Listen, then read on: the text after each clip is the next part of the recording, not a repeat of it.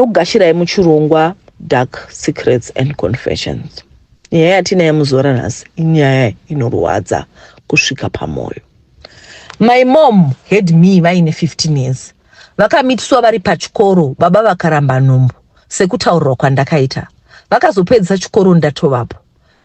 Ndakakura ndingori 1 mwana, ndava kuma 13 years ndo pavakazoroorwa vakaita mwana mukomana. After 2 years vakazoita umwezve mukomana ndo gore randainyora form 4. Stepfather vakapondwa nematsotsi vachibva kubhawa. Hama dzikatora zvinhu zvese tikatanga from scratch. Life yakambooma zvekutombobuditsirwa zvinhu panze nalandlord zvichinaiwa manheru isu tonotsvaka pekuwanda. Ndanga ndatova musikana mukuru. Ndakatoona kuti ndikasabatsira mai ma1 chaiwo. Ndakazosangana an old schoolmate mutown akanditi paCrown Plaza pakutorwa mawaitress, barman and so forth. Unouya ndokusotera kwandakaita basa. Kamari kandaitambira tata kutokwanisa kubhadhara rent ye2 rooms. Vana vamai vangu vava vasisachafi nenzara. Takaenda kune imwe event tiri vecatering. Ndo pandakasangana naJasi. He was a guest from UK ari Zimbabwean though. Takafarirana and we kept in touch. Jasi was 12 years older than me when I was 18 anga ane 30. But zvakanga zvisina basa nekuti taidanana. Mama vakafara chaizvo pavakaziva about Jasi. After yeye ndokubvisura roora. I was still young. Asi Jasi aita hapana chekumira. Mind you, Jasi was a divorcee. Anga ane mwana 1 aive akaroora muwhite before. Takachata muchato wakanetsa kunyanya vavakidzani vaitiziva nhamo yatakambotamba. Pamuchato vanhu vaiimba nhasi ndezveduo itai makorokoto kwatiri nziyo yatuku iya. Zvakafadza kana hama dzemurume dzakapemberera.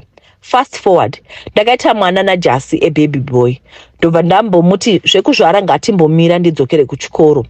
Takawirirana, asi mukufamba kwenguva zvinhu zvakatanga kungochinja.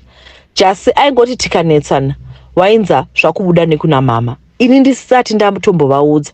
Taigariswa pasi, mama vaitora side remukwasha. Ini ndaitonzi usatombotsamusa ako mukwasha wangu, ndiwe une problem. Saka mazuva ekutanga ndaimboti sorry, kunyange ndisirini ndakanganisa kuti mumba muiche peace. Kuchikoro ndakambomira ndichiti pamwe ndo zviri kuvhiringa imba yangu. But hapana chakachinja. We were always having petty fights. Zvekuti ndakanga ndatojaira. Jasi ukamuti nyaya dzinoda ana tete yaisarira ini nyaya yacho. Mama takanga tava vakisira imba. Mumba mangu zvinhu zvakanga zvisisanakidzi. Ndokumbofamba mumaprofita zvikamboita nane.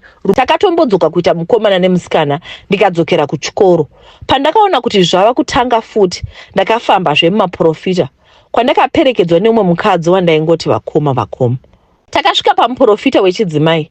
Zvikanzi, dai wakaziva usina kupinda muwanano iyi nekuti muroyi wako ndeweukama. Akadzungudza zvikanzi handingatauri zvakawanda. Une hana yakasimba here? Uzvibatire wega muroyi. Ndakapiwa muteuro zvikanzi ingogeza nawo uchifumura in 6 days uchaona zvichaitika. Ndakaita sekudaro exactly zuva rechi6 ndandine mafomu andaida kusubmita kuMinistry of Education. Saka vaida photocopy yeoriginal birth certificate. Birth racho rakanga riri kuna mama. Ndakangoti ndoenda kunotora manheru ndozosubmita mangwana. Yaiva nguva yekunaya. Ndakatobuda mutown kuma6 ndaona denga rasviba ndichimhanya kumba kwa mama kuti ndinotora birth.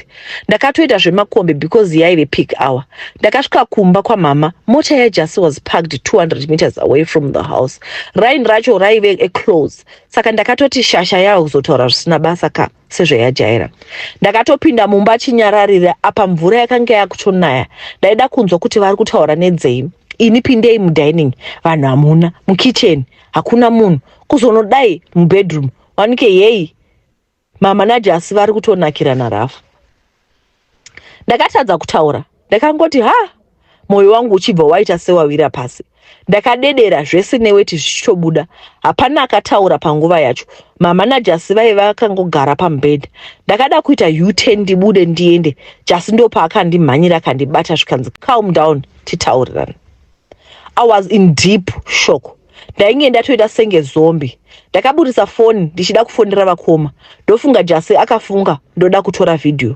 Foni yakangobhutwa ndokurohwa musoro. Andizive kuti nechii. Kubva ndatoti zi. Ndakamukira kuchipatara papera mazuva ndine makatsi ebanga. Zvichinzi ndakaonekwa kusango rekumayambara kuchitungwiza nevaienda kudhemu. Ndakarasikirwa neropa rakawanda zvekuti dokta akati inyasha kurarama kwandakaita. Ndakangonhongwa ndiri munhu. No form of identification. Kubva kusvika kuchitungwiza kwavakanondirasa. Mapurisa akatora statement ndokuvhura docket. Apa mama naJasi nevanhu vekumba kwanaJasi vakanga vavhurisa missing person kupolisi. Pakauya vamwe ivo mama naJasi kana kuuya ndofunga vaironga dende ravo. Mangwana acho dzakatonochena vakasungwa. Amwene vakavava ndati. Ko iwo anatete zvikanzi unonyepa wangu mwana agari mumacells uri kahure uri kunyepa mwana wangu namai vako uri munhu rudzi. It's either wakupenga or uri kunyepa nekuti zvakadai hazviitiki. Shuwa pakaswera pawanikwa maloya. Ndakatobva kuhospital ndichienda kucourt and they were granted bail. Mama vaita kukwetsura mhere vachizvikandira pasi munongonzwa. Vakabata gotsi iri. Aiwa shuwa ndini ndainge ndatova Satani chai. Zvese zvandaive ndataura aita kunge manyepo. Maronda, mastitch kana kumira ndaisagona. Apa hapana kana one ari kuteerera. Ndakagara muchipatara for 2 weeks takamirira court date. Ndichizoburitswa koma vangu and some of my friends ndivo vaiuya kuzondiona. Family kana one hake. I don't know the type of poison yavaifidwa namama. Wakagara wega so reality ndopa inotanga kuita sink in. Ma flashbacks of that moment. Mai vako nemurume wako. Hai. Kufunga kuti saka vaida kutondiuraya here. Pain yacho nyakutumbura chokwadi here. Hazvigamuchiriki. Ndakaenda kunogara nevakoma ndichienda kucourt yaingonzi postponed. Kusvika amwene vangu vati ukasadropesa macharges haufi wakaona mwana wako for good. Wangu mwana akanzi jail ibva wagadzirira guva rako. I knew she was able nekuti masense aivepo. Ini it was also draining for me. Ndakarwara kupera zvekuenda nemhepo. Hama dzekwamai ndo dzakazopindira asi munhu one akandibelieve. The rest vaingoti uhurasika njere uye nemaondero andanga ndakaita waitoti ishua. At the end ndakazongosiyanawo nazvo. The pain was just too much. Ndakafunga kuti rufu ruri nani. Ndikambomwa mushongo wemakonzo. Mwari akati haufe. Ndakapondera kuhospital. Ndichibudamo ndikambo overdose on pills. Zvekutoenda pakoma, I still survived. Ndakagara muhospital for as long as I can remember. I lost touch with the outside world. I struggled kuti ndite pull myself together just to live through each day. But I had to. Ndikafunga mwana wangu ndaingoti regai ndirarame. Nhasi ndione zvinodii.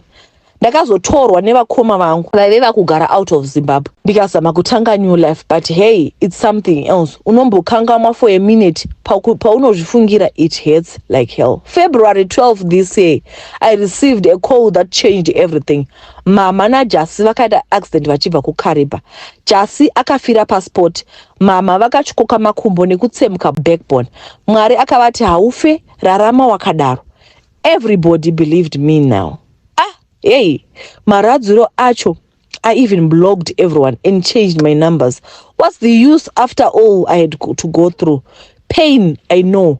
Ndakarwadziwa kusvika pakadzama. Inyaya inorwadza zvakare. Unongosiyawo ma comments mu comment section. I'm so sorry, my sister.